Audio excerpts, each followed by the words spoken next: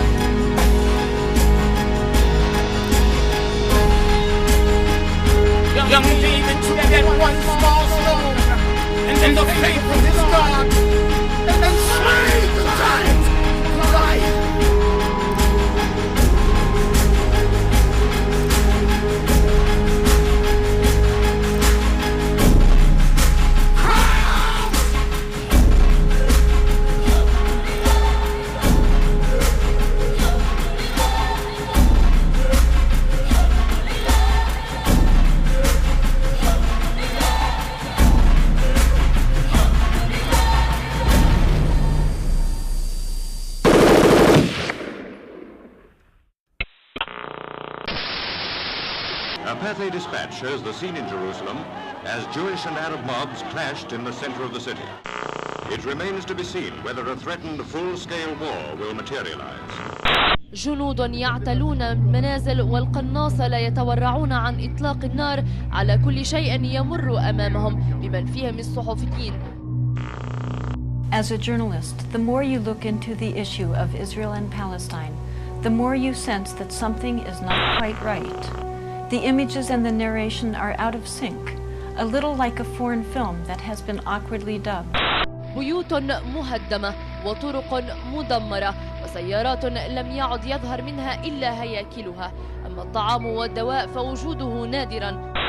As you look into it for yourself, you begin to suspect that there is something extremely odd going on. The more you look into it, the more you begin to feel it is not just odd, it is deeply disturbing.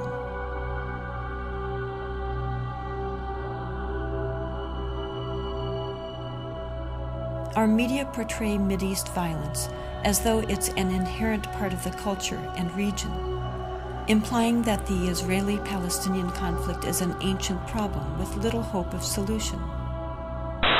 دمار يخلفه الجيش الإسرائيلي في كل شبر من الضفة الغربية. مدينة السلام المحاصرة لا زالت ترفع غصن الزيتون، وكنيسة المهد تقصف بالآليات العسكرية. 200 مواطن محاصرون داخل الكنيسة دون طعام أو دواء. These misperceptions come from the fact that we're only hearing a fraction of the story.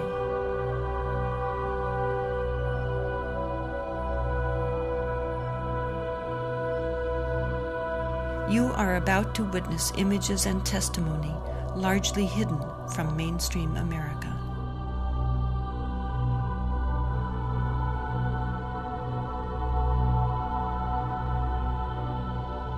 This place draws many people, whether they're Jewish, Muslim, or Christian. This is a holy place to significant numbers of us in the world. We all have an interest in sort of seeing what is this land and what's the situation here. And once you come, if you open your eyes at all, you can't miss the problems and the patterns that are here. I think it's hard to understand what occupation is. I think it's a foreign concept for many Americans, what it's like to live under military occupation. The definition of an occupation is when a foreign army occupies your land physically and controls your life. In addition, Palestinians under occupation, and this is why there's so much struggle against the occupation, they're not citizens, they don't have rights, they don't have civil rights. They're under a military rule. This is a particular kind of occupation that's both military and settler occupation.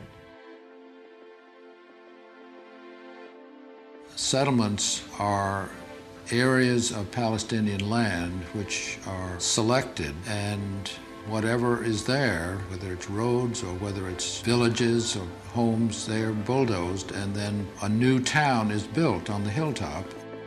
One very good friend is Rodina Jabber, and she and her husband Abdallah have land in a rural valley near here called the Ba'a. And it's pretty clear these settlements want this land. It's some of the best agricultural land around here. So that valley has had repeated home demolitions.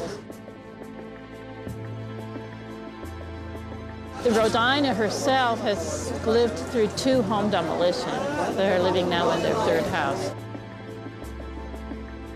اجت الجرافه وطبعا مع الجيش اللي هجم علي على الخيمه انا التخمت تهدوا ما تهدوا نتقاتل انا وياهم انا اصيح هم يصيح صاروا يضربوني في راسي وكان لي بوكله وشعر هيك مسكني من شعري ومنكب شعري لما حطوا بكيت الجرافه على البيت هيك تذكرت انه ابني نايم في البيت هجمت على البيت بدي اطوله احمله أنا بركض على البيت والجيش بيسحب فيي من ظهري من ورا وبضرب فيي في ظهري وشلاليط في إجري وفي راسي ومسك شعري من البوكلة وخلع شعري. أنا جريت الجندي ودفعته على الأرض واحد منهم هيك مدقرين فيه كلهم. أنا دبيت الجندي ودخلت على الولد حملته بين إيدي هيك طلعت.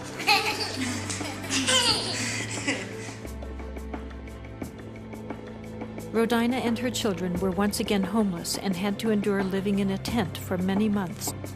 Her husband Atta was even imprisoned for protesting the destruction of their home. قاعدين أنا وياهم قاعدة بطبخ لهم على الحطب وعلى النار وقاعدة بطبخ لهم. اللي رابطة حبلة في التينة خيط حبلة. رابطها في عرق التينة من فوق وبتلف على رقبتها وحاطة هيك بتشلق في حالها. يما شو بتساوي شو هذا؟ قال خلص يعني احنا بدنا نضل قاعدين في الشمس تحت التينة بدناش نعيش بدنا نموتها. فكيتها يعني ساعتها كان الوضع مأساوي بشكل يعني تصور قديش ام قاعدة من اولادها بنتحروا يعني حالتهم النفسية لا تحت الصفر. في الليل حتى الليل والله ما بنناموا بالليل. طول الليل والله ما بناموا. يما شوفي مين يما شوفي الجيش يعني قبل 3 أيام أجانا الجيش هذا تصوت من شقه وهذا يصرخ من شقه وهذا حاملته، والجيش بقول هاتي هويتك، هاتي الهويه، ومن دون ضوء. بقول لهم ما تخافوش، بسكت فيهم، بمسكهم بعبطهم، انا بكون خايفه اكثر منهم. شو بدنا نسوي؟ Here you have Palestinians that have no input whatsoever in the policies that are made. They're not on the city council. They're not in any of the decision-making bodies in the West Bank or Gaza. They're certainly not in the government. The policies are made in order to ensure Israeli control. So the law is designed in a way, in a very cynical way, to prevent Palestinians from building and to keep them confined in little islands, so that most of the land of the occupied territories is free for Israeli settlement. These are armed settlements, about 190 of them, spread all over the West Bank. Settlements are strategically built colonies of Israel that are connected by a network of roads which separate each Palestinian community from the next and confine their ability to expand.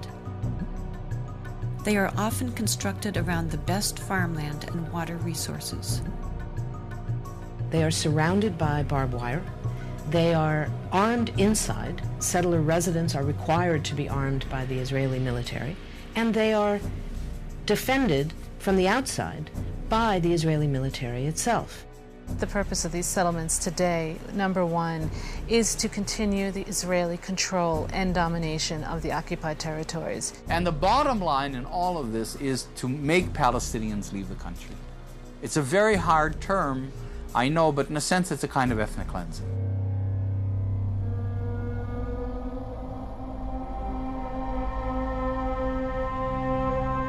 The Israeli government and the Israeli army is not dealing with people as equal. I mean, I think that that's the main problem, that Palestinians are not considered, are not perceived as equals to Israelis.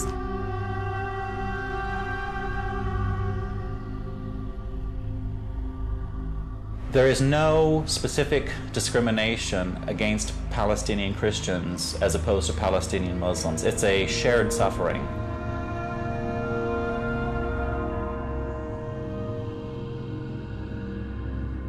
Christians see them themselves very much a part of the Palestinian national movement. They identify with the Palestinian people as being their people. Palestinian Christians have difficulty getting to churches on Sunday morning if they wanted to come to Jerusalem because they don't have that permission or that legal right, according to the Israeli government, to come to Jerusalem for worship.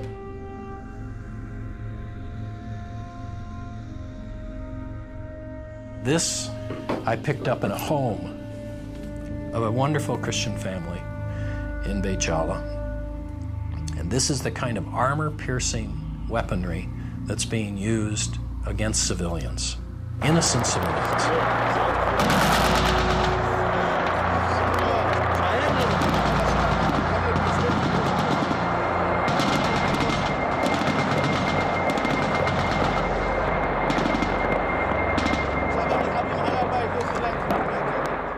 It's not easy to tell everything, you know. It's easy to say some words, but you can't tell how they feel. As everybody, I want my children to be happy, to live their right life as children. We just think about one thing. Where can I put my children while they are shooting?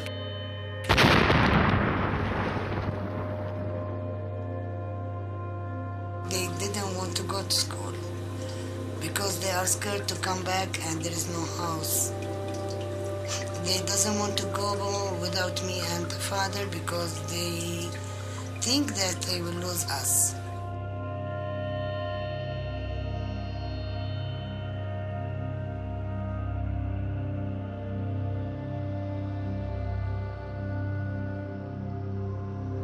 What about these children? Why they are going to the streets? They don't think, let's go to swim. Because I'm sure they have no right to swim now. Why? Because we are Palestinian. Thanks God.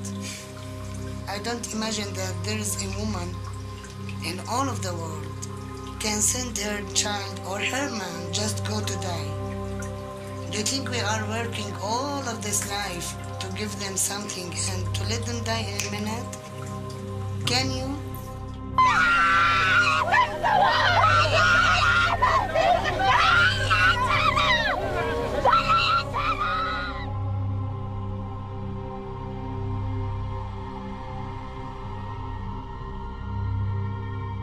The suffering, the persecution of Christians, they've been robbed of their heritage. They've been robbed of their ancestral lands. They've been robbed of their culture. Some of the first converts to the teachings of Jesus were Palestinians. So that's how long Christians have been in that land. Their quarter, the Christian quarter, has been really, really decimated and taken over and sliced up. That has really bled the Christian community to where they're less than 2% of the population now. The presence of a Christian community within the Holy Land, can you imagine, where Jesus first stepped foot, will no longer be there.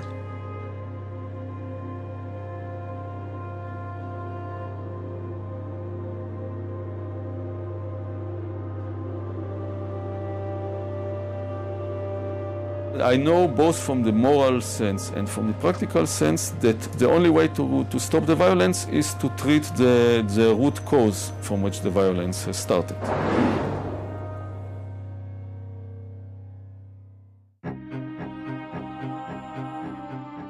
The number one myth that Westerners have about this conflict is that Arabs and Jews have been fighting for thousands of years and they're going to continue to fight. This is really quite bizarre because all it takes is a little bit of reading of history to find out that this just isn't true. There is no congenital historical enmity between the Arabs and the Jews. The Jews flourished in the Arab world at a time when they were being persecuted throughout all of Europe. At the end of the 19th century, because of anti-Semitism in Europe, European Jews began to try and figure out a solution to the Jewish problem. A very small minority adhered to Zionism, the idea that the only place in which they could be safe is within the Jewish state. Zionist Jews actually had a design on the land of Palestine, the idea of creating a homeland for Jews in the land of Palestine. And this is really the beginning of the conflict. The mainstream Israeli Jewish society believed, because that's the way they had been educated, that Palestine was empty, had been empty when the Jewish settlers came there. Who paid the price when they settled there? Is it really true that Israel was a land without a people for a people without a land? Palestine was not empty. It was a land populated by Arabs who had a high level of culture, high level of education. With farms and markets and towns and villages and roads and commerce and lots of interaction with the rest of the world. The population was overwhelmingly Arab.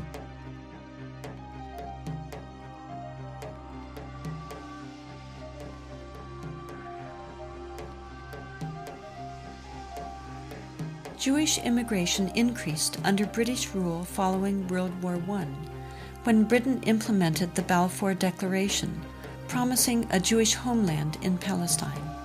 This measure conflicted with Britain's previous promise of self-rule for Arab inhabitants throughout the region. Britain was basically extremely supportive of the Zionist movement. It helped to establish all of the structures of a state. At the same time, the Arabs of Palestine were denied the right of self-determination.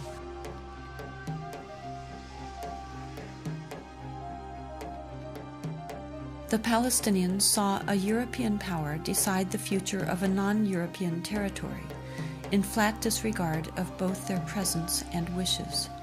In the 1920s, as land was being stripped away from local residents, the first clashes between Palestinians and Jews began, and would continue on for years to come.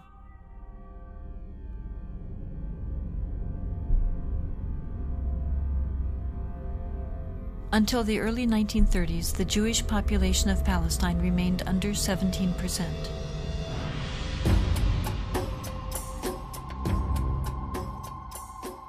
Hitler's rise to power in Germany completely changed that. In just 5 years, 174,000 Jews flooded into Palestine, doubling their population.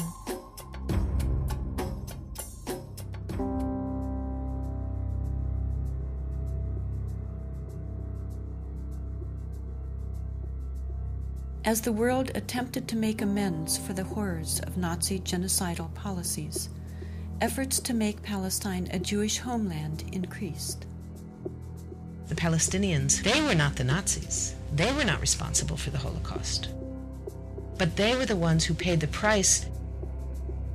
In 1947, with the conflict spiraling out of control, Britain decided to turn the problem of Palestine over to the United Nations. The UN, under pressure, proposed to divide the land into 2 states, an Arab state and a Jewish state. Arabs were to be given 43% of the land, despite the fact that they made up more than 2/3 of the population and owned over 92% of the land. Jews were to be given 56%, although they comprised only 1/3 of the population and owned less than 8% of the total area. Nevertheless, they were given not only most of the land, they were given the most fertile land. Zionist leaders took advantage of their superior military preparation and immediately began occupying major Arab cities in Palestine.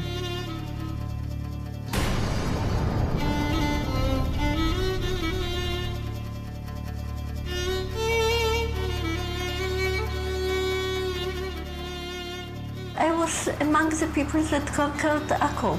When we were walking around, we entered a flat. There was a pair of shoes of a small child, maybe 2 years old. They didn't have time to put on the shoes, so they left the shoes and they ran away. They left everything.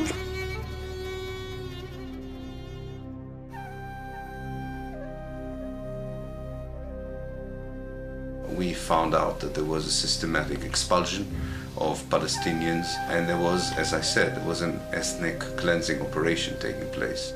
The most infamous campaign was the massacre at the village of Deir Yassin, where over 100 men, women, and children were systematically murdered. هذا البيت ما كان متخبين فيه أنا وولادي وأخويا موسى. ما كان ليت أنا معدنا أخوي موسى مشان نتونس بالله فيه. هذا البيت. أجوا قالوا لما كنا بالبيت كنا مش كسر خبطنا الكنبلة وجينا صوبتنا وبنت الصوابت اللي مسحوا ولادي. وكان بعد ما راحت المراكة الحالة كانت تكسر الباب علينا وطلعونا بدهم يقتلوا أخوي مسدبة فيه على وجهها اللي يقتلوه. تناولت 250 ليرة من عدة وقلت يا خواجة بس مشان الله الطالب بدها ستكت للشي. قال لي كتير انت كويس. هات المصاري وبعدين شو أخوتي الحنو شو نسوي شو يا أخوتي الحنو. أجراك يا ويلي هي زمتك على السلام. راكحني. وجدت إنه هو حط لك الخمس زيت. ويكون راسك في موسك الدم حط 5 مليون تحت راسك.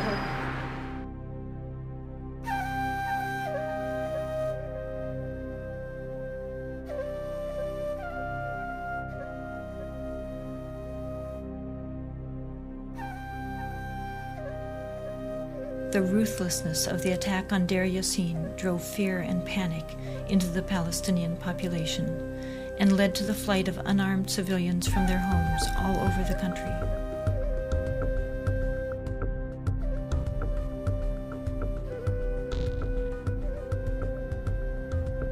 As a result, maybe 300 or so thousand Palestinians had already been expelled before the first Arab soldier entered Palestine. Some of the neighboring Arab armies finally intervened after May 15, 1948, when Israel officially announced its statehood. Although there was a lot of war rhetoric on the Arab side, very few soldiers, Arab soldiers, were sent into the battlefield. And actually, for most parts of the war, there was superiority on the side of the Israeli army.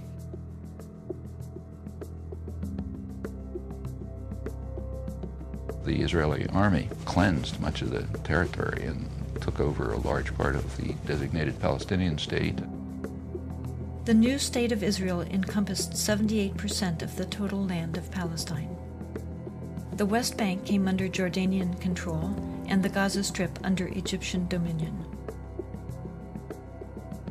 Although a truce was declared between Israel and the Arab states, true peace remained elusive, as over 700,000 Palestinian refugees languished in nearby camps, often in sight of homes to which they still held the deeds and a deep desire to return. Most of the deserted and evicted Palestinian villages were erased from upon the earth and were either turned into Jewish settlements or into fertile land.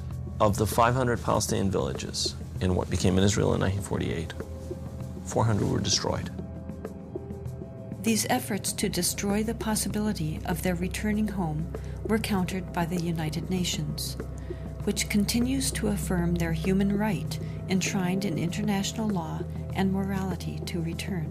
A Palestinian who had lost her land or lost his land as the result of the creation of Israel in 1948 cannot come back even for a visit. I can go back to Israel as if I were returning and claim immediate citizenship, having no historic tie, speaking no Hebrew, knowing no one in the country, having no family who ever was there.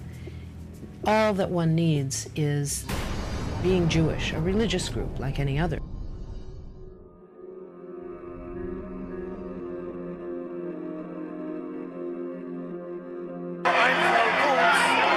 I'm a witness.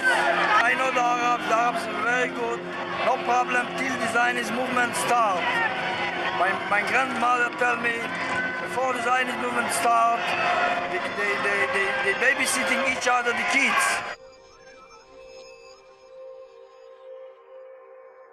They bar often watch each other like brothers, like brothers. The idea of Zionism to take away the land from the Palestinians, from the Arabs, is starting the whole fighting. Not Arabs the problem, not Jews the problem, not Judaism, not Muslim, only Zionism.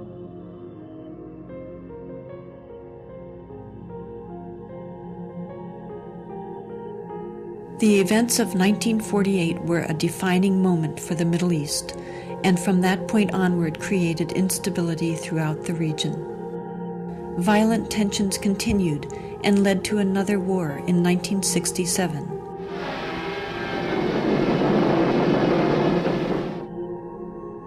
In that war, Israel occupied the remainder of historic Palestine, what is known today as the West Bank and Gaza. Another myth was that Israel was about to be pushed into the sea, but I was working in the State Department at that time. There was no question of Israel being pushed into the sea. The question was just the rapidity and the totalness of the Israeli victory, and the victory was crushing. During the 1967 war, Israel displaced more than 400,000 Palestinians, half of whom were 1948 refugees, displaced for a second time in less than 2 decades. It became clear that the world was not going to address their plight. Palestinians in Israel lived as third-class citizens of a state whose core identity excluded them, while those in the newly occupied territories and abroad continued as dispossessed refugees. The United Nations passed resolution after resolution affirming their rights. Leaders of surrounding Arab nations verbally championed their cause, but failed to take action. Finally, Palestinians took matters into their own hands. There was a mass uprising, in Arabic an intifada, shaking off, as people throughout the West Bank and Gaza Strip rebelled.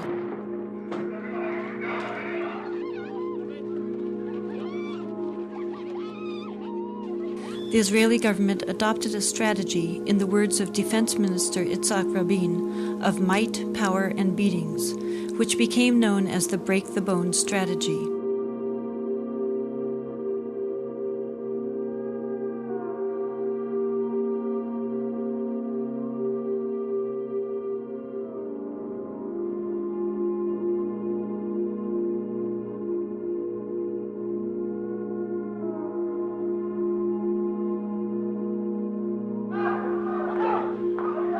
Thousands of Palestinians were rounded up and imprisoned. Since 1967, over 400,000. Many were held without any charges whatsoever, under harsh conditions where physical abuse and torture were rampant.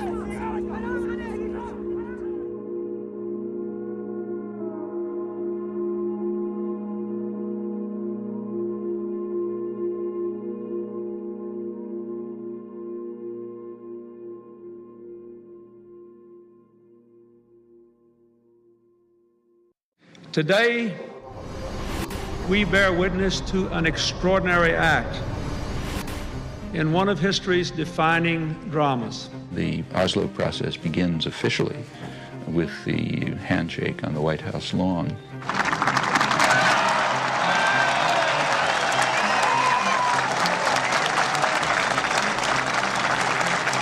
I think the main misconception is the years of Oslo were years of peace. And in that period, when there was supposed to be a peace process underway, in fact, the daily lives of Palestinians throughout the occupied territories got worse and worse and worse. The reality, and I saw it with my own eyes, that this was a new form of Israeli domination over Palestinians. Economic and social rights, which are rights to health, education, work, etc. These areas are the areas that declined the worst for the majority of Palestinians, almost all Palestinians. All the economic indicators turned for the worse under Oslo during this peace process. Moreover, Israeli settlements have continued to expand throughout that period.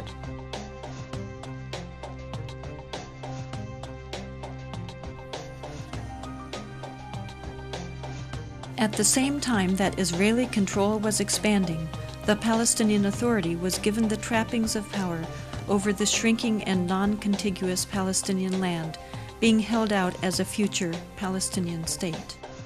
The challenges of governing for the Palestine Authority are extraordinarily complex. This is an authority that has very little authority. It has virtually no power. Its power is derivative. It has the power that is given to it by Israel, and at any moment, any of those powers can be taken away. It was very convenient to believe that there is no occupation, that the occupation is over. How many aspects in your life somebody else determines for you? This is occupation. And Israel could determine, in the last 10 years, could determine everything. But everybody heard Arafat saying 10 times to 100 times that Ramallah is liberated and Gaza is liberated. How can it be liberated if there is an army around it?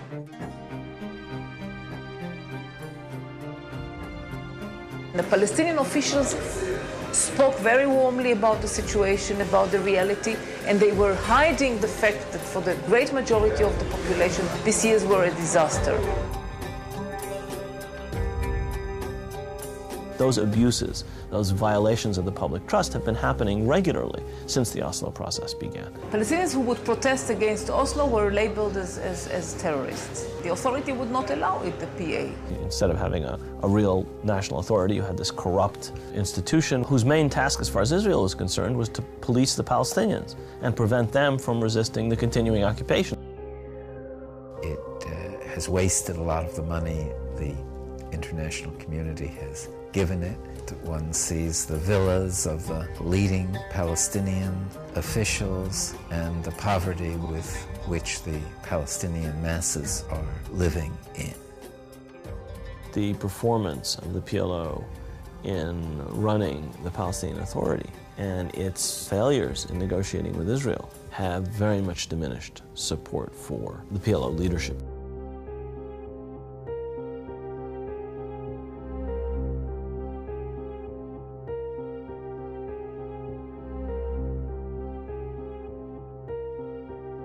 While Americans were being told by the media that a peace process was moving forward, Israel continued its policy of home demolitions. Since 1967, about 12,000 Palestinian homes have been demolished. More than 700 of those homes were demolished during the Oslo peace process. What you've got to have, and I think it's a fair demand on the part of Palestinians, that during the process of negotiation, you're not turning over more and more territory to Israeli settlers and changing the character of the land that you're supposed to be negotiating about. The notion that this is going to be a negotiable question does not ring true to any Palestinian who lives up against one of these settlements, which are continually expanding. And what does it mean to expand? It means you steal more land. Abdul Jawad is a Palestinian farmer whose family has lived there and tended the land for centuries. The Israeli authorities have confiscated countless acres of their farmland. شوف الشجر اللي كان ما أحلى اللي كان موجود هون. يعني كيف واحد بقعد في جنة أنا مسوي جنة هون. شوف شو بدال الجنة شوف شو سووا معاي. شوف شو هلأ بتتفرج شو هذا اللي سووه هون.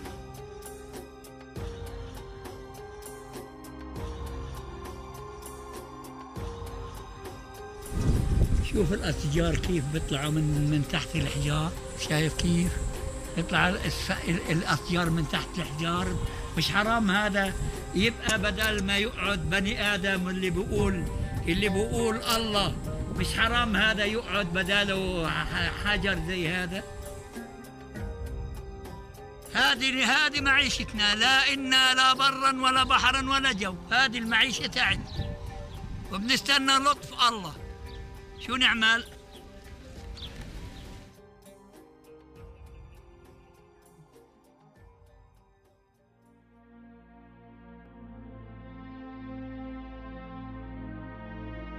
These settlers live and prosper at the expense of the Palestinians and the Palestinians' well-being, present well-being, and future well-being. And they don't see this horrible, disproportionate allocation of resources where Jewish settlers get water and electricity and gas, garbage pickup, all kinds of things that their Palestinian neighbors don't get because of the military occupation. هذيك المنطقة منطقة بين نعيم ممنوعة تيجي علينا. هذول الدور شوف يعني في واحد شوف يعني واحد بحوس في قلب الدور من العرب ولا واحد بحوس من العرب موجود هناك. هذه السيارة يعني لو ما إسرائيلية بعدوهاش. They lost the middle of the valley for a bypass road, which is now an Israeli-only bypass road. They can't drive on it to go to their homes. The thing is extremely ugly to watch. I mean, this is just day-to-day life. I'm not talking about the fighting here. I mean, you walk through Hebron, you've got an Arab city, 100,000 Arabs, a couple hundred Jews, settlers walking around with rifles, looking as if they own the place. Settlers can go in a Palestinian village and burn the fields there, destroy the house, hit Palestinians, even shoot Palestinians. Several of the women have been beaten by settlers on different occasions. In each of those cases, we were just being a nonviolent presence on the street, observing when settlers were acting out, and they just attacked different ones of us.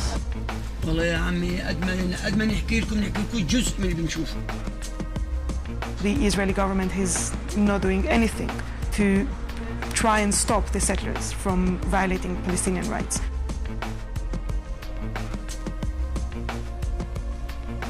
From all the cases that settlers actually killed Palestinians, very few were accused of murders, but then the president came and gave amnesty or shortened the punishment that they received from the court. In some cases, they cooperate with them, they guard them. Like one case, the settlers went and took a house, Palestinian house, and just said, well, now it's ours.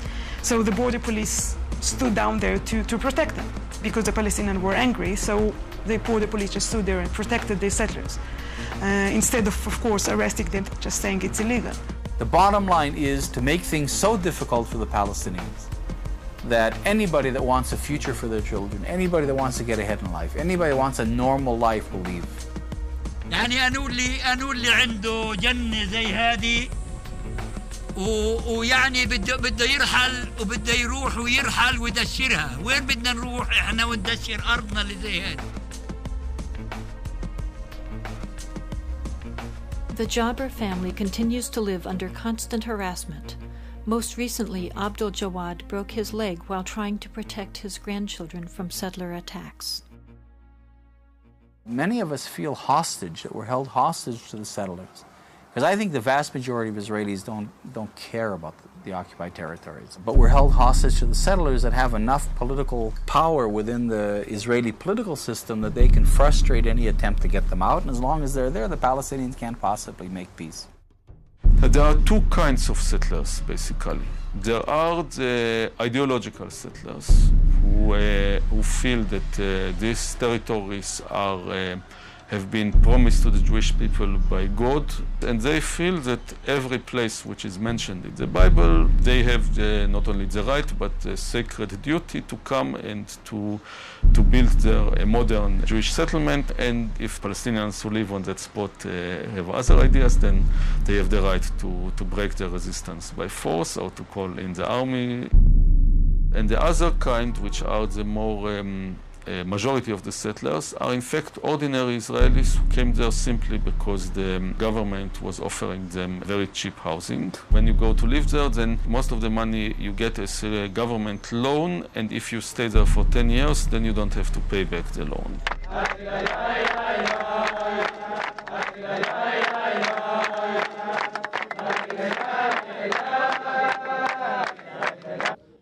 Well, I think the unpleasant and unavoidable comparison is with South Africa during the apartheid period. And I must say that having visited South Africa, that they were much better off than the Palestinians living in the refugee camps.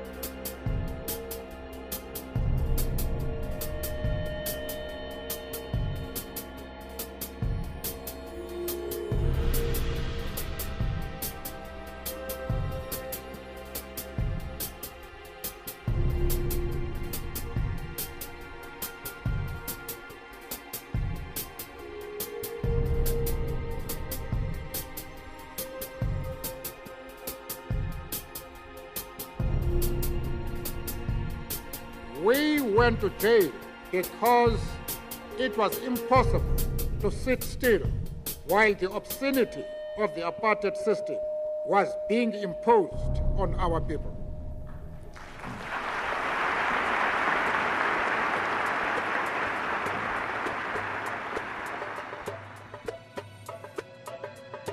The United States is seen, quite correctly, as being the sole supporter of Israel, and that Israel would not be able to do what it is doing without American green light. The U.S.-Israeli relationship is really unique on Capitol Hill. In my 22 years that I served there was never a moment when there was really a debate about U.S. policy in the Middle East. It was always, what does Israel want? And almost always, Congress gave them exactly what they wanted without any debate, without any amendments being considered.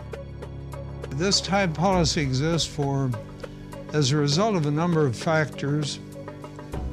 First of all, there is the lobby, the U.S. lobby for Israel, AIPAC, American Israeli Public Affairs Committee. It has multi-million-dollar budget. It has a highly professional group of people working on Capitol Hill. They know the legislative process, they know the personalities, and therefore advance what's best for the state of Israel. Congress seems to think that if you oppose what Israel wants, you'll be defeated in the next election.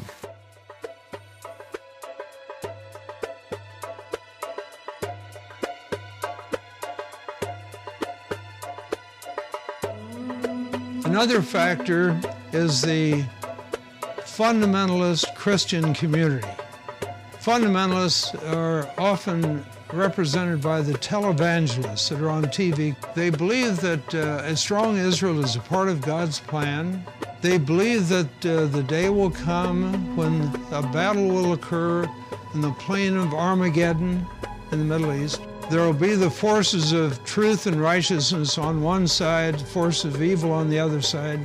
And in that struggle, the Christian forces, led by the second coming of Jesus Christ, will prevail. All of the Jews will be either destroyed or converted instantly to Christianity. It may sound to the viewer as a very far-out notion, but believe me, it is widely held and supported by millions of Americans whose doctrines really, in the ultimate, are hostile to the survival of Jews, but nevertheless, the supporters of Israel see this vast body of American people as being a great asset at this time, so they embrace them. And Mr. Robertson, who said, I had a vision from God that we have to support Israel. And no matter what happens and what they do, this is the will of God because they're God's chosen people. A couple of weeks later, he added, and that's when this ministry started really being blessed, when we made that commitment to Israel. Not the commitment to God or Jesus Christ's teachings, but to Israel. And we have come from all the nations of the earth to say to the people of Israel, we are your friends, we are with you, and we believe that you are called by God to possess this land. I, as a Christian and a Christian pastor, object not in my name and not in the name of over 115 to 120 million Christians do you dare say that we support injustice and deceit. We do not. The citizenry of this democratic society is systematically deprived of access to the real facts. The American media play a major role in continuing U.S. support for Israel through leaving out vast swaths of information.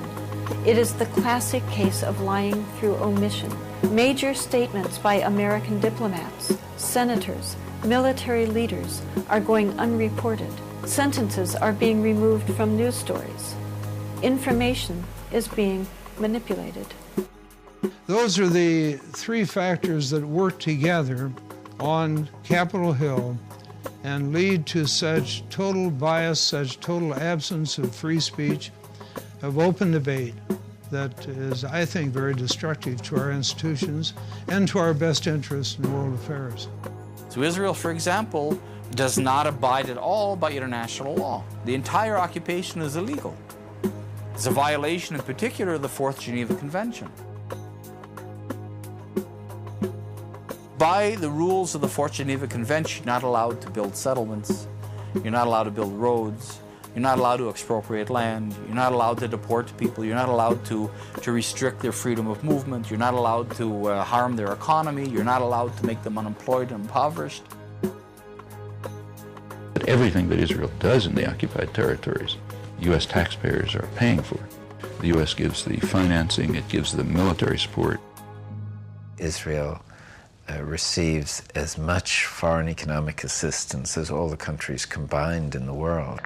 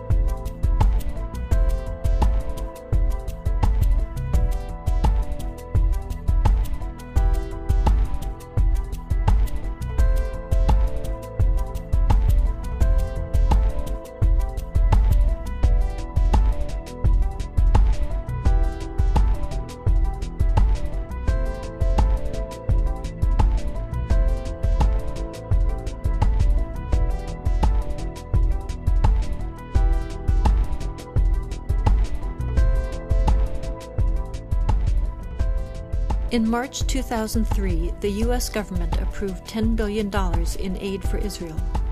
At the same time, it withheld a $3.5 billion grant to upgrade the training of first responders, those who would be first to respond to a terrorist attack. Spent domestically, that $10 billion could buy health care coverage for over 4 million children without proper coverage, or pay for 1.5 million American children to attend Head Start child development programs to prepare them for school, or simply help states offset the costs of one of the worst fiscal crises in half a century.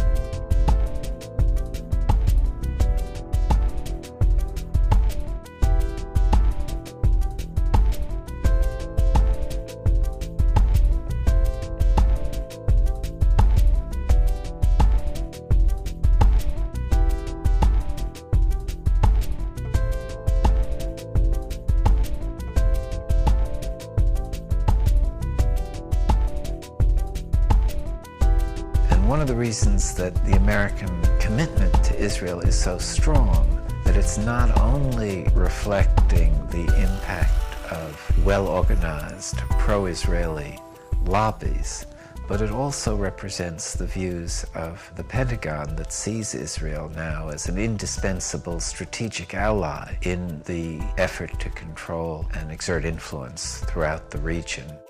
The main concern for the United States, like the world, is the oil-producing regions. And in order to control that, you need a way of doing it.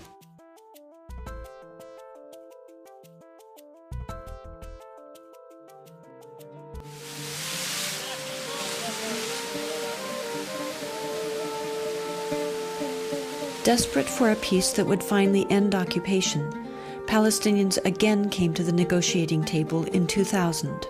People think, look, Israel was very forthcoming. It offered 95% of the West Bank, of the occupied territories to the Palestinians, and they rejected it in violence. The assumption of that 95% argument is that getting 95% of the land gives you 95% sovereignty, a sovereign country. But I think it's very useful to think in terms of a prison. If you look at a blueprint of a prison, it looks like the prisoners own the place. And the prisoners have 95% of the area. They've got the living areas, they have the exercise yard, they have the cafeteria, they've got the work areas. All the prison authorities have is 5%, is the control. The average Palestinian didn't think they were throwing anything away because there was nothing to throw away. They had tuned out what Barak and Arafat were talking about, because on the ground there were ongoing land expropriations, tree uprootings, road building, unfair water allocation, leaving many Palestinian families in the summer and fall with 2 hours of running water a week, when next door you have a settlement with a swimming pool and green lawns. So what do you expect people to think?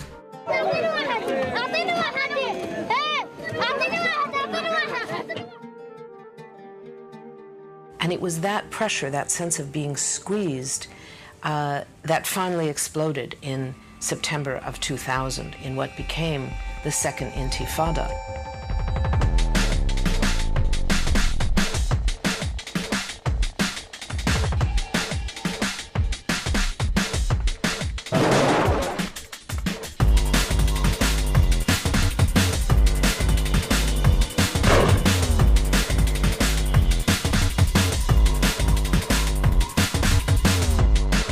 What is called the Second Intifada is essentially a mobilization of resistance against this structure of occupation and oppression. Israel, from the very beginning of these demonstrations, had indeed relied on excessive force. They had used live ammunition against unarmed demonstrators, had inflicted several deaths and hundreds of casualties in the opening days of the Intifada.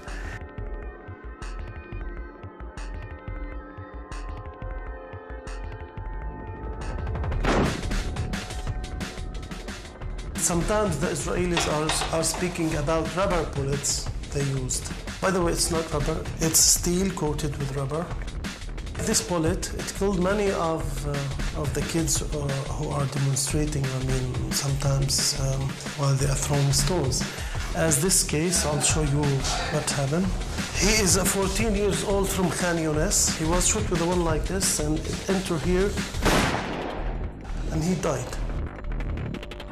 A lot of the deaths have been children, and we do have some documentary evidence that security forces are firing on crowds of children. The soldiers weren't at risk. They're heavily armored, they have all this high-powered weaponry, and no child with a stone is going to be a risk to them.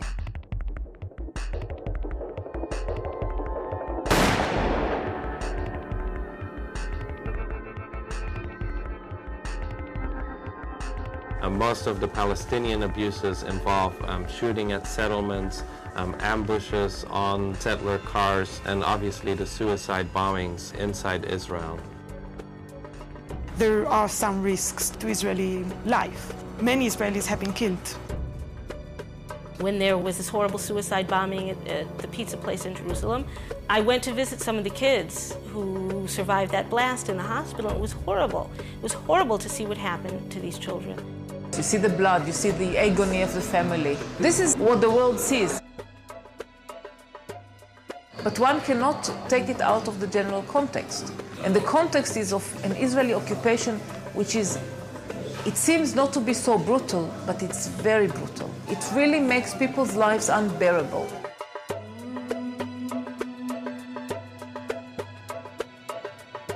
The use of suicide bombers is an act of desperation. It's the weapons of the weak. Israel doesn't do it, never, because it has airplanes and helicopters. Why should they send anybody to make suicide? I think we have to change our conception of what Israel is. Israel likes to present itself as this little country surrounded by a sea of hostile Arabs, and we just want peace, and they're violent. Israel is the 5th largest nuclear power in the world. It's got between 200 and 300 nuclear warheads. So the reality is that Israel is a regional superpower. For the first time, the resistance to that occupation had, to a very small extent, an armed component. There was nothing close to equal force.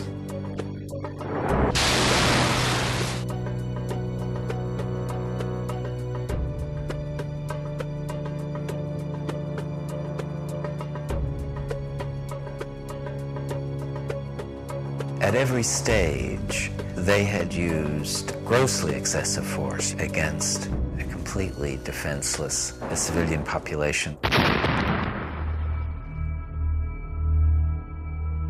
The victims have been overwhelmingly Palestinian civilians, overwhelmingly, not armed groups or armed individuals.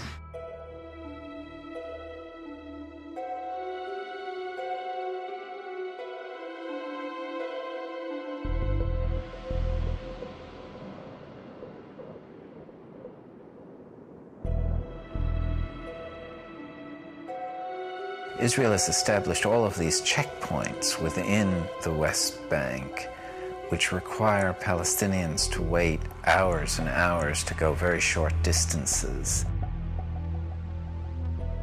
Just the freedom of movement, it's something that Palestinians are denied on a daily basis. The access to Jerusalem, the access to health care, the access to hospitals, clinics, and schools.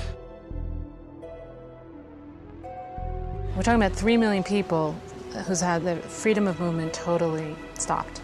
It's a violation of international law, that the right to freedom of movement is a fundamental right in the Declaration of Human Rights. What you have is young Israeli conscripts who look bored.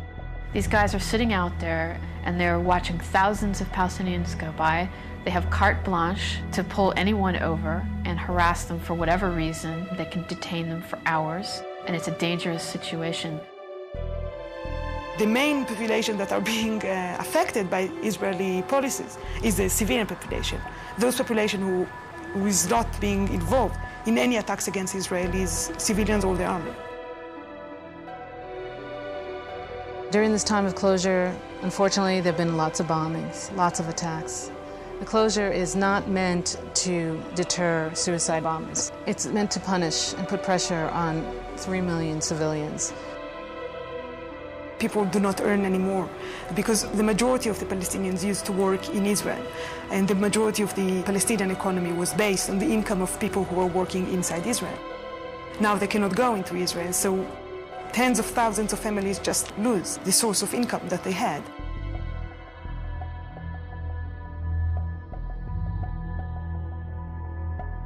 The education system is also affected by that. The student cannot go to the university.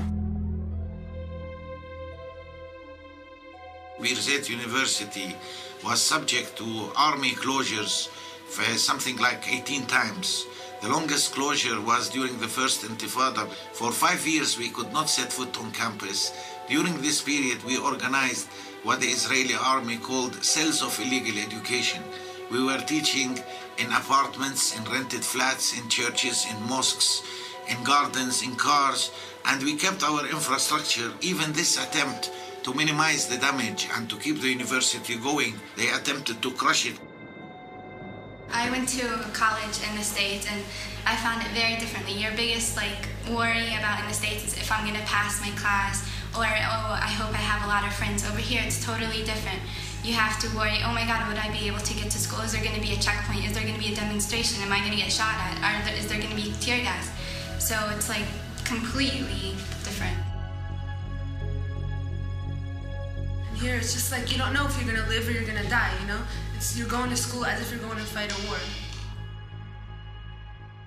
You don't find a tank in the middle of the road on your way to college. And just the other day, there were 2 tanks in an army jeep, and they're standing there checking your passport and your student visa and all this stuff. And it's just we want to get to school, we want an education. We're humans, and we have a right to our education. In places like the United States, people cannot understand what's going on because simply the experience is beyond their frame of reference. I can't study at night because my bedroom light is going to be open and it's across the street from their settlement. They shot at me. I was reading my biology book. I was studying for my midterm, and my mom and dad are like, no, get out of the room because they started shooting. I was like, no, Mom, I want to get an A in the class. Let me study.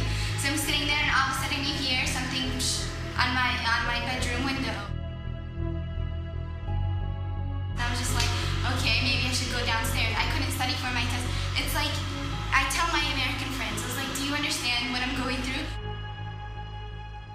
The amazing thing is not that you have cases of suicidal students. The amazing thing is the bulk of them, they try to carry on in the middle of this mess as if life is normal, as if they want to celebrate their graduation and they want to build their life and they want to carry on.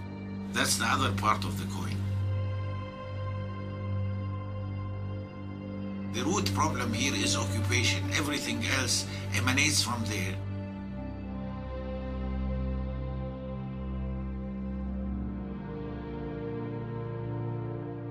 The most severe problem is people who need medical care.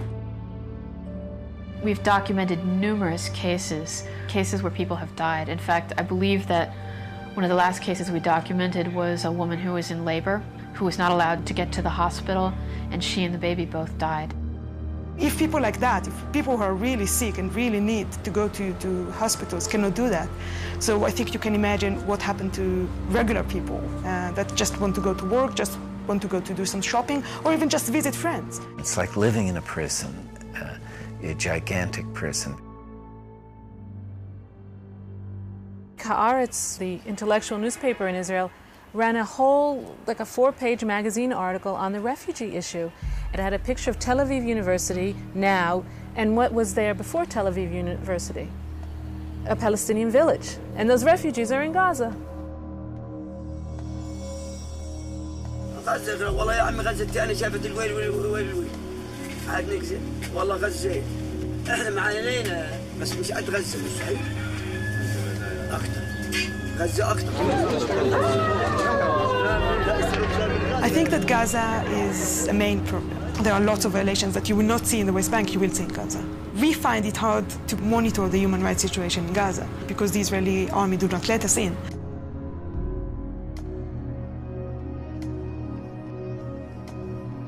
Palestinians in Gaza had been under Israeli military control for over 38 years, where 1.3 million Palestinians were crowded together to make room for 8,000 Israeli settlers.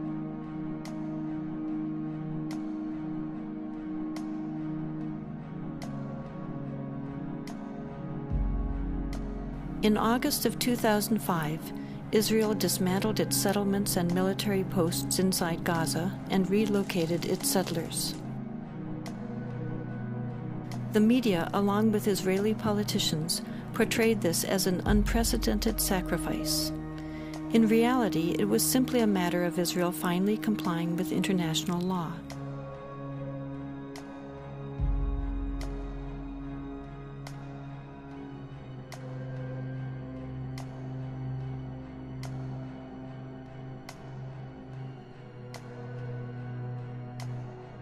Although Israel's presence inside Gaza is no longer visible, Israel will still retain ultimate control over Gaza's borders, coastal waters, and airspace, creating a virtual prison.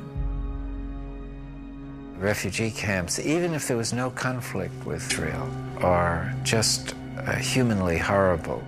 They're so overcrowded.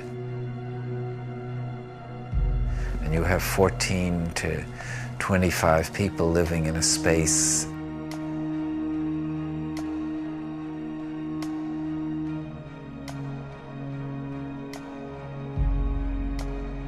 There's no place for children to be there. No streets, there are little alleys, no trees, nothing.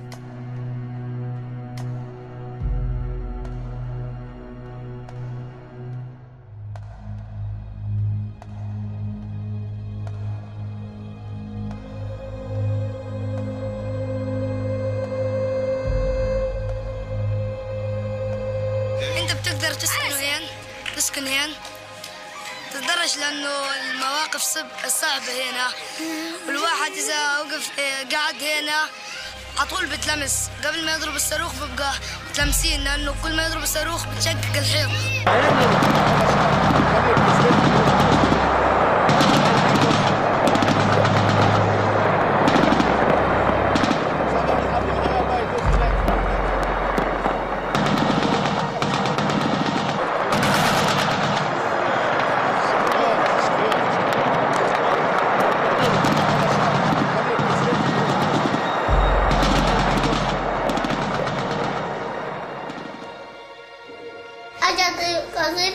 من فوق دخلت على الشباك بعدين كسرت كل الشبابيك والدار انحرقت. ليش هم كسروا غراب كسروا لعبة لسه في كتير غراب ساحوا كله رميناه على الزبالة والأواعي رميناها على الزبالة بنشحت من دور الناس أواعي للباس وحتى الأكل اللي بناكل فيه ريحته غاز ومش راضيين نصيب أواعينا وهينا لابسين غاز. لو تشموهم أواعينا خلي اليهود يجوا ويشموا أواعينا ويشوفوا دارنا. كل ما نيجي نتحمم في الدار نيجي نعمل شيء بنشوف الريحة كلها كتلاتنا كتل. هاي الأواعي شوف ها ما لمناهم مش غير شم غاز. ايش بدي اسوي؟ حتى نظارتي اللي ابويا جاب لي اياها ما فرحتش عليها. حتى الاسوره اللي امي جابتها الحلب الخواتم ما فرحتش عليهم. كيف بدي افرح عليهم والعقد وهداك؟ كيف بدي افرح على اغراضي انا؟ نفرح على اغراضنا بايش؟ يعني اطفالنا مش عارفه تعيش ولا احنا عارفين نعيش. يعني عيشه ايش بدي اقول لك كلها خوف ورعب. عايشين في الخوف والرعب.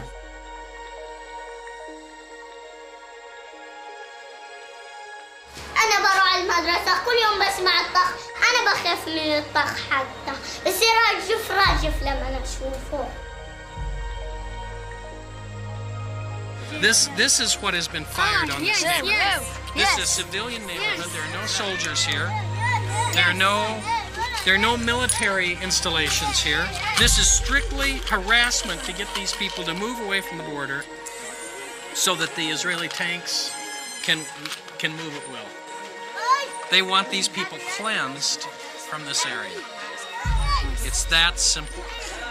And it's a way to get people to be humiliated and destitute again. In Gaza, you can see also the extent of house demolitions, much more extensive than in the West Bank. Whole neighborhoods have been demolished.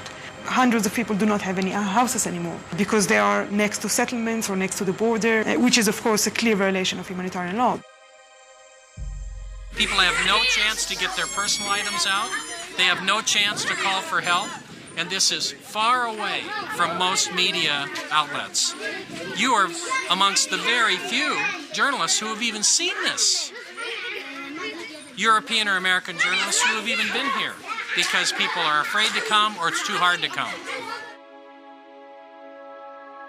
And one of the things we were told in Gaza by a very respected Palestinian psychologist who had just completed a study of 1,000 Palestinian children was that they had discovered that many of these Palestinian children no longer had a will to live, that they were so dehumanized and so affected by seeing their fathers particularly beaten by Israeli defense forces, that the psychological condition is one of the dimensions of the conflict that is not widely understood. Palestinians called for an international observer force that would stop the violence, but this action was blocked by Israel. Finally, a group of Palestinian and Israeli human rights activists together created the International Solidarity Movement, which has brought people from around the world of all ages and backgrounds to provide a nonviolent international presence to try to fill this need. Rachel Corey, a 23-year-old American student, went to Gaza to join in these efforts, sending back emails to her parents. I have been in Palestine for 2 weeks and 1 hour now, and I still have very few words to describe what I see. It is most difficult for me to think about what's going on here when I sit down to write back to the United States. Something about the virtual portal into luxury. I don't know if many of the children here have ever existed without tank shell holes in their walls, and the towers of an occupying army surveying them constantly from the near horizons. I think, although I'm not entirely sure, that even the smallest of these children understand that life is not like this everywhere. It was Sunday afternoon in Charlotte, about noon actually, and I received a phone call, and my son-in-law, Kelly, was on the phone, and he asked if Craig was there. And something about the way he asked made me realize, I felt right away that something was wrong. And then I asked, why, Kelly? And he hesitated for a minute, and he said, we've had some very sad news. And then my daughter, Sarah, I could hear her in the background, and she got on the telephone, and she said, Mom, it's Rachel. And I think the first words out of my mouth then were, is she dead?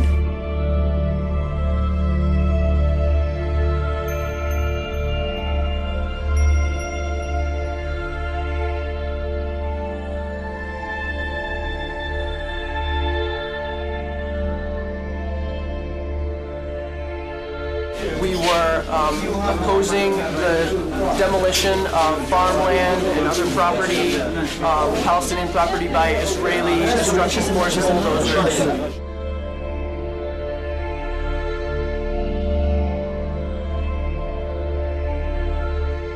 And the bulldozer drove up, and it kept going, and she tried to move back, but she couldn't move back, and she got caught underneath. She got caught underneath the bulldozer. Many other internationals began to surround the bulldozer and yell at it and tell it that there's somebody there, and it did not stop.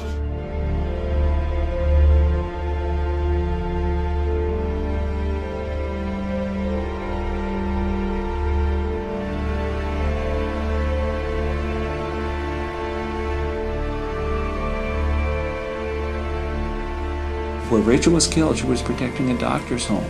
And that's important to realize. And the 3 children, his wife, she knew that family, and that doctor felt that Rachel was like a daughter to him. He bought that house. It was in the middle of a neighborhood. There were other rows of houses between his house and the border. Those other homes, those other streets were all destroyed, and now it was his turn. And I've had people say, well, she was in a war zone, and Cindy points out that war zone is people's neighborhoods. Those are children. I'm here for other children. I'm here because I care.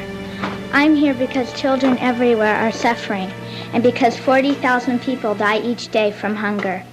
I'm here because those people are mostly children. We have got to understand that the poor are all around us, and we're ignoring them. We have got to understand that these deaths are preventable. We have got to understand that people in third world countries think and care and smile and cry just like us. We have got to understand that they are us. We are them. My dream is to stop hunger by the year 2000. My dream is to give the poor a chance. My dream is to save the 40,000 people who die each day. My dream can and will come true if we all look into the future and see the light that shines there.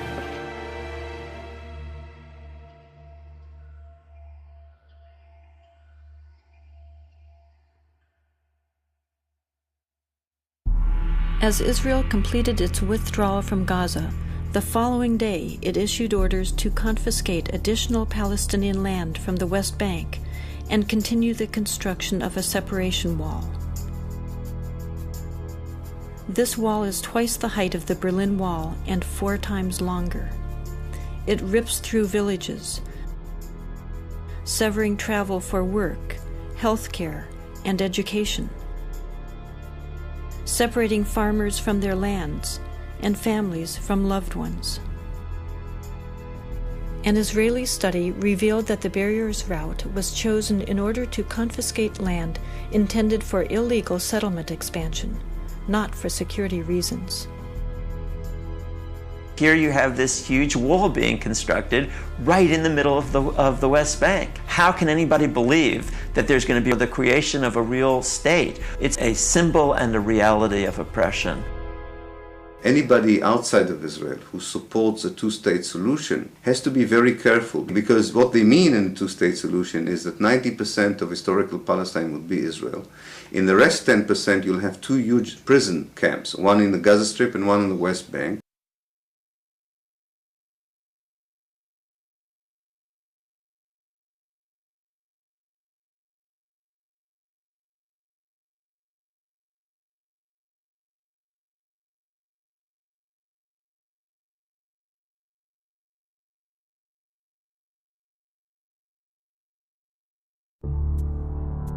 The people who fought in the war were also the people who wrote the history books of the war.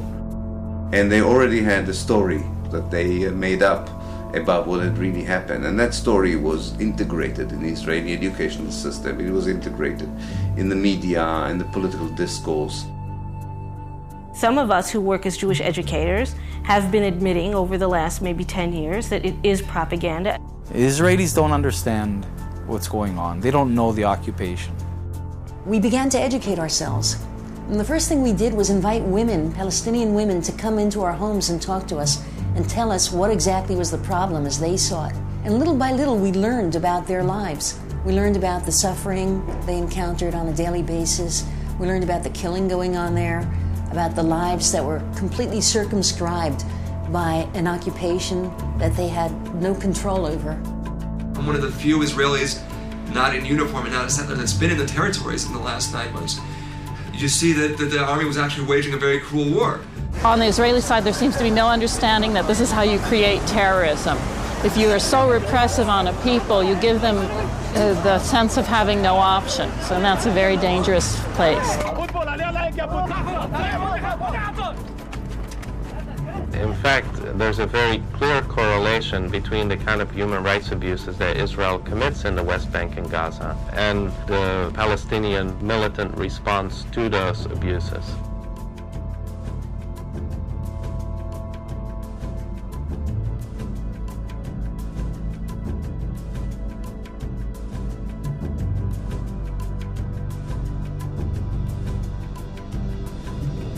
most Israelis have very clear views. This is a very political country. And when you talk to somebody, you can argue all night. And you can go red in the face or blue in the face or whatever color, you won't get anywhere. But when somebody says, I refuse to do this, this is wrong for me, for us, for our country, this is immoral, and I'll go to prison rather than do it. And one guy does it, 5 guys, and 50 and 100, and people say, hey, what's going on here? These aren't cowards, these aren't traitors. Most of them are officers, by the way. So if these guys are refusing, there must be something wrong here.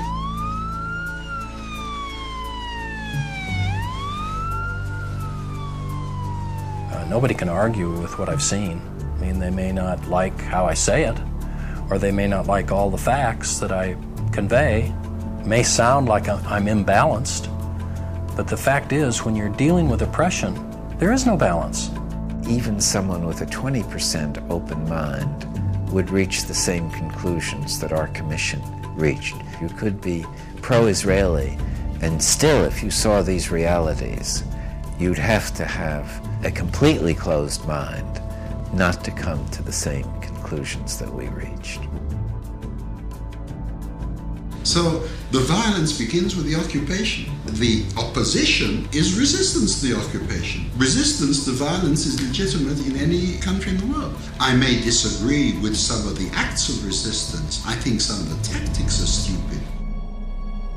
Attacks on Israeli civilians are stupid, immoral, and counterproductive. They should be stopped. We should not use violence whatsoever, because it really destroys our intentions, and it destroys our position, which is in the higher moral standing. We are the victims, and the world should not understand that we are the victims. Criticizing the Israeli government policy for assassinating people or for shooting children and maiming them, for thousands of children, that's not anti-Semitic, that's humane. We have to tell the truth about what's going on and say as clearly as we can, if you keep going down this path, you're going to destroy yourselves. No enemy will have to destroy you. You're rotting from within because of the methods you're using against innocent people. I don't think even with the best video that you can make, Americans will really understand what it is like to be a Palestinian under occupation. I guarantee you, if you spend 1 week in Gaza or in the West Bank, you will understand it in a very profound way.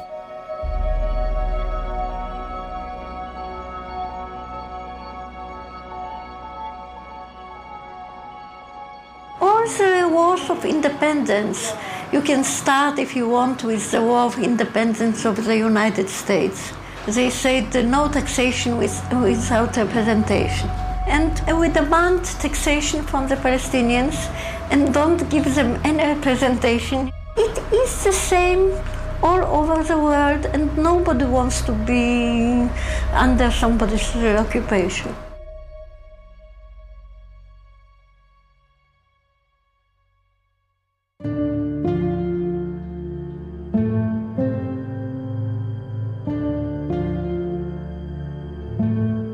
As an Israeli, we go to India and to South America to meet the Native American Indians. We're looking for these indigenous people with some kind of more rooted wisdom, and they're right here. They're right here, right under our noses. Nobody ever comes here. The falahin for me, the Palestinian falahin, it's like, everything that that people go looking for. People with deep roots, really connected to the earth, with this romance with their land, and just incredibly wise and open-hearted, and simple, beautiful, and Israelis never see them unless it's through Target.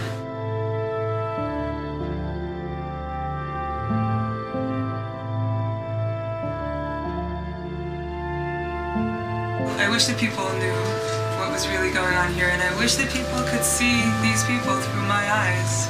That's what often I'm looking at people and they're so incredibly beautiful, and I'm just thinking, I wish that Israelis could for 1 minute see them through my eyes.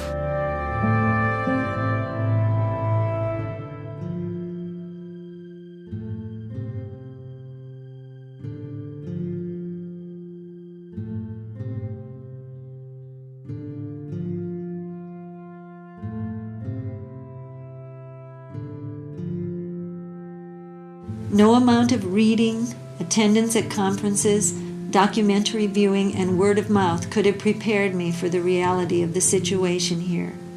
You just can't imagine it unless you see it.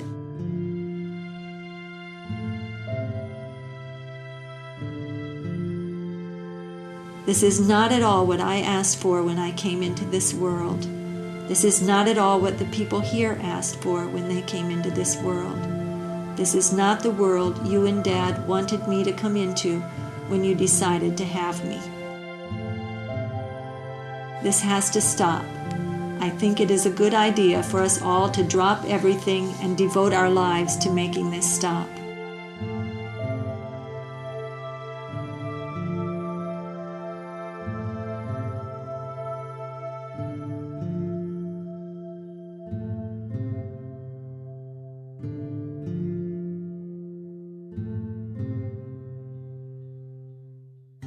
The real battle for justice in the Middle East has to be fought and won here in America. This is an American issue because this is an issue of American foreign policy. The Israelis are talking about this, and I think it's time for Americans to realize they're the only ones not talking about it. And it's actually very dangerous for their own interest and for the interest of Israeli Jews here. I mean, we're not going to be tossed in jail. We're not going to be tortured. You know, we're not facing what people in the occupied territories are facing.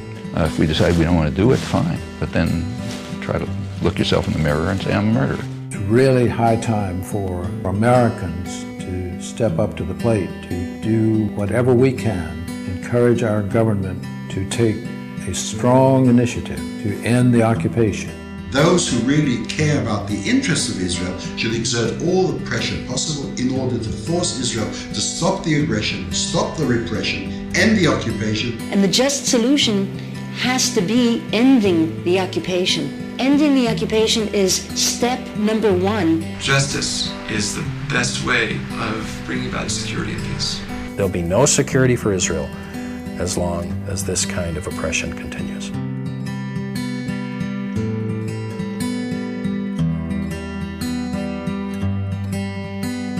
Close my eyes to